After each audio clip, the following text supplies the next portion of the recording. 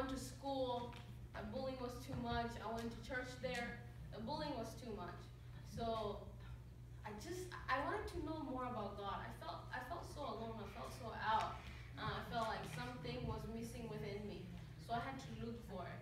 So one day I had to say goodbye to all of my friends back in St. Louis, Missouri. We moved here. Our parents were like, we're going to move to Bowling Green. And well, I don't know anything about this state, so well, I came. I came here. I started going to Greenwood Park. It's back in Bowling Green, Kentucky, full of white people. I'm the only black girl there. I don't know what to do, so I go, every time I go to that church, I go and sit on the back. I feel like something is missing again. I go to camp that one year in 2013. I went to camp and I heard they started preaching about salvation. I didn't know anything about God still. They started preaching, Jesus Christ is your Savior. And I got pumped up. Everybody was getting baptized. So many people. I got pumped up. I was like, you know what? I'm going to get baptized too. So they tell me that my sins are going to be washed away. I go into the stream of water. I got baptized. I'm happy. I'm very happy, okay? And then all of a sudden, the next week, it's like, okay, so they said I'm going to stop sinning. And then I go back home. I start doing the same thing. I start doing the same thing that I did before. And I'm like, I thought the sin will stop there when I got baptized. I was so confused. I was so frustrated. And I continued going to church. And my youth minister would tell me, go to church, go to school, and be an example to people. Be an example, be Jesus. And I'm like, how can I be Jesus? But I keep on trying, but it just never works. And one day I met, long story short,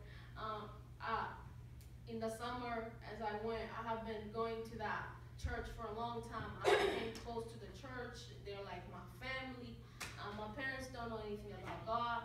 I don't know anything about God, but there is still something missing in my life. It's like God was always leading me to this place, like, you want to know about me? I'm going to show you the place to go, and you're going to know about me. I went to church. I tried different churches. I went and sang to churches, but I just didn't find God. And one day I went to soccer. And the soccer team, it was all Asian people again. I was the only black person. And I'm like, everywhere I go, I'm the only black person. And I met Doc. That was the first girl who came up to me, and she was like, hi, what's up, what's your name? And I was like, Batina, her name was. I knew something was different about this girl. The other girls were just girls, Asian girls. And she was like, you want to go to Bible study? We started talking about it, and I was like, Bible study? Yes, I love God, because I always had that passion. And we went, I think she came, picked me up, and yeah, we went to Bible study, and Stephen back home, he started teaching us about the cross, the meaning of the cross, the deepness of the meaning of the cross. And I'm like, what is he talking about? I never heard this before.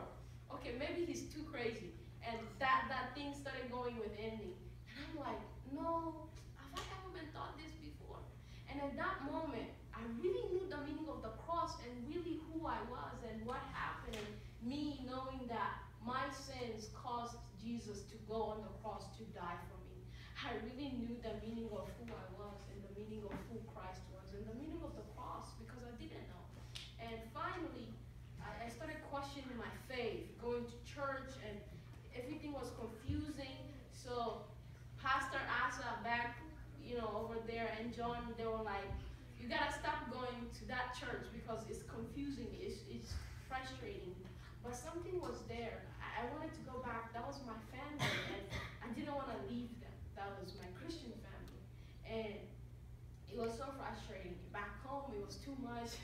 But I didn't give up. The language, it was Burmese. I didn't understand, okay? I started learning Ninglaba still now. I still learn Ninglaba. I was so frustrated and confusing. And finally, at the youth camp that we just went to this month, and there is where Pastor Latte was teaching. I went to his class, and he started talking about Galatians chapter. Is it Galatians chapter 2 verse 20? Yeah. Galatians chapter 2 verse 20. My old self has been Christ, I no longer live. Yeah, but Christ lives in me. And I'm like, he summarized all this thing, knowing that Jesus did not die alone. You died with, with Jesus on the cross, and you rose. You were buried with, Jesus Christ, and you rose again with Jesus Christ.